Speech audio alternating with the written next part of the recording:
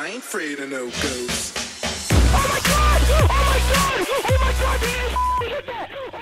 Hey, what's up guys? This is 9 and you're watching a Call of Duty Ghosts Xbox One gameplay. This is a domination ground war on the map Whiteout, and I decided to use the MK14 EBR marksman rifle, which I really haven't had much time with before today. Usually I'm sniping all the time every game, and if you look at my channel, you know, pretty much every gameplay I post is sniping.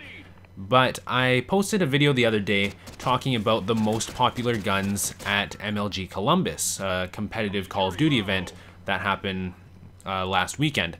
And I was talking about what the best guns to use were based on what the pros were using. And I was looking at the MLG rule set, the rules that the pro players had to play by in competitive events, and I noticed that the MSBS was banned and the marksman rifles were banned.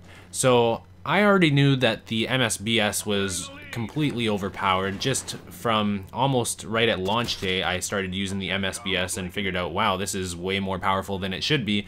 And so did a lot of other people. It was universally agreed on by a lot of people that the MSBS was overpowered very early on in this game's life. What I didn't realize is how good the marksman rifles were. So today was really my first day using a marksman rifle, besides, I guess right when I first got the game on day 1, I started off with the, I don't know, like the sniper class loadout for the default class, and I think it gave you like the first marksman rifle, and I used that for a bit, and then I didn't care much for it, and then I just started using normal sniper rifles once I could unlock them, and I never looked back. But because of the MLG rule set, and because they banned the marksman rifles in MLG, I was like, well, let's give the marksman rifles a shot. Let's see what they're all about. And just from spending a few hours using the MK14 marksman rifle here today, I've realized that this is a class that I could really get into. It's a lot of fun to use, and the thing that's kind of interesting about it is the playstyle that you get into when you're using a marksman rifle is very similar to that of how you'd play with a sniper rifle. Because the marksman rifles are all semi-automatic, you know, fire one bullet at a time. You end up playing very similar to how you would play a sniper rifle, or at least that's how I've experienced it. I end up moving around the map as if I had a sniper rifle in my hands. So that's really cool to me, because obviously the way you play with an SMG is much different than how you would play and move around the map with an LMG, and you play much differently with an assault rifle than you would with a shotgun.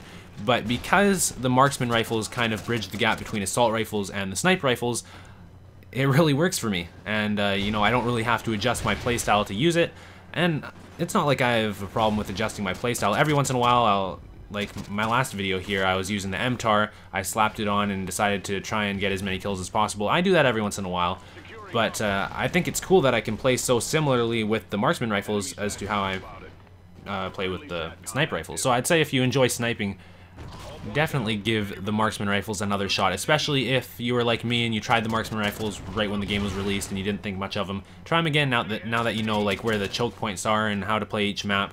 I think there's a good chance you'll like them, because it's really easy to use. To me, like when I'm using it, I feel like this game was made, or the maps were made with marksman rifles at the forefront of the developers' minds, and it's a new class of weapons, right? So it's kind of believable to think that, and at least that's what I like to think. Like, don't you think that the developers might develop the maps to work well with the new class of weapons that they made especially for this game?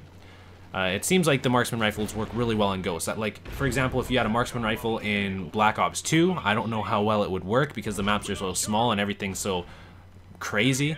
But in Ghosts, everything's a little bit more slowed down, the maps are a little bit bigger, so something like this gun I'm using here works really well, especially because actually this has a really long drop-off distance. Like, the bullets carry damage very far compared to other weapons in this game, so you can 3-shot people across the map, like all the way across the map, like literally from one side of the map to the other. It only takes 3 bullets, which is pretty decent, and I mean, this thing has no recoil, so it's not a problem at all. I think it might be like 4 shots because I'm using a silencer, but if you're using like the raw MK14, I believe it's 3 shots distance and 2 shots up close.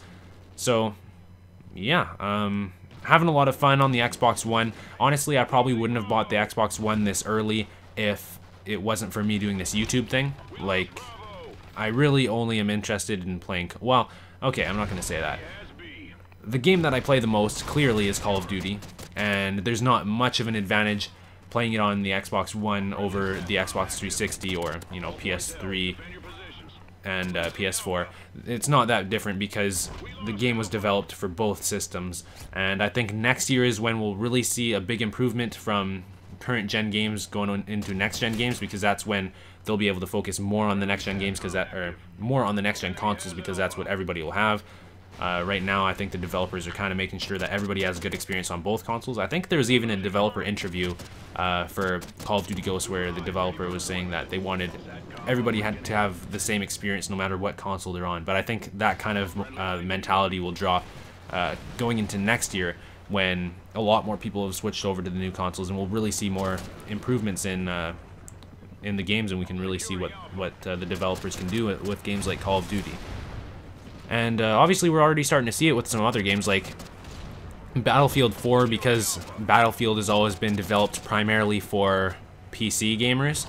It transferred really well into next gen, and I actually picked up Battlefield 4, and I'm gonna see you know, how you guys like watching that. I've watched a few Battlefield 4 videos on the next gen consoles, and I have to say the graphics just look amazing. I played a lot of the Battlefield 4 beta on Xbox 360, and the graphics were terrible. It was like a complete joke, but that's just because they're trying to make all their advanced technology from trying to push the limits on PC and bring that over to you know, like the Xbox 360 and PS3, so people could try it out on there. And it was kind of ugly, but now that we've got better hardware in our consoles with the Xbox One and the PS4, I think it's really cool that it actually looks half decent without having to go to the PC. So anyways, guys, this game is kind of wrapping up here. I'm just going to call in my Griffin, I believe, or, oh, I had one of those normal helicopters that I can never remember the name of, and it looks like I get my Griffin here. I have to say, if you guys are not using a Griffin right now on your Assault Killstreaks class, and you're trying to play Domination or, I don't know, whatever, Kill Confirmed, Blitz, use the Griffin. It's an amazing kill streak. It's like the mini AC-130 of Call of Duty Ghosts. If you guys played Modern Warfare 2, you should know what an AC-130 is. It was like the most fun kill streak to use ever, I think, in Call of Duty. But the Griffin is a lot of fun too, and I find that in Ground War, the kill streaks just dominate.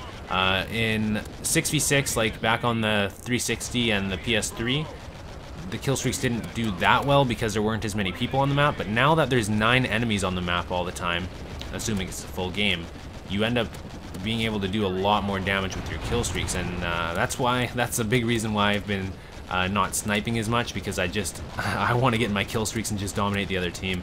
Unfortunately, I think I only got one Helo Pilot and one Griffin in this gameplay, but I'll see if I can do double Helo Pilot, double Griffin, triple Helo Pilot, triple Griffin kind of gameplays, and hopefully get close to that 100 kill mark. See how many kills I can really get in Ground War here. Obviously, this is just my first Call of Duty Ghosts gameplay on the Xbox One in Ground War, so I'm going to try and get higher scoring games, and of course, use the sniper rifle, because right now I'm just seeing how many kills I can get. I kind of want, well, I mean, most of my sniper gameplays have been on free-for-all, and I feel like right now, since I just got the Xbox One, I want to see how many kills I can actually get in a Ground War, and that's kind of why I've been trying out different guns.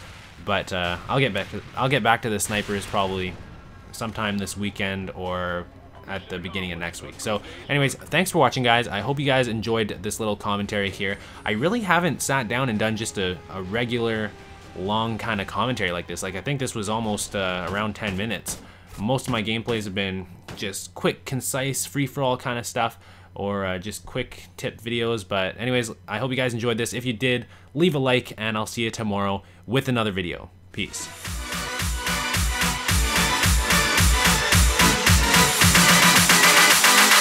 I ain't afraid of no ghosts.